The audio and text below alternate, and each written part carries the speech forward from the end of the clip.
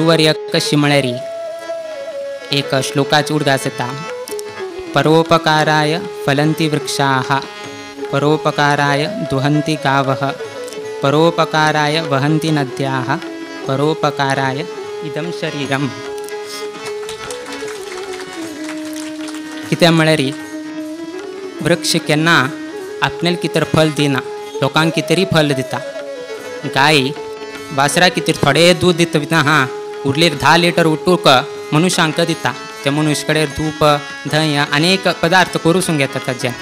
तशी न दिवैके तागेले इतले ते भयना लोकांक कितें लोकांक ते न्हंय भंय ना जालें असले री न्हांवचे आमी कशी जाता आशिल्ले.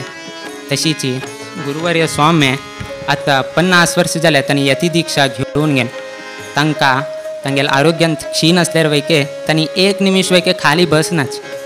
केवल समाज अभिवृद्धी जावका समाज एकत्रित जावका म्हणून एक उद्देशा कितें तांणी दिवस रात्र न्हीद खेळना अशी उठ्ठू तांणी समाजा कितें करतात त्याचीच परोपकाराय इदम शरीरम म्हणून आमी तांकां संबोधन केल्लें आसा.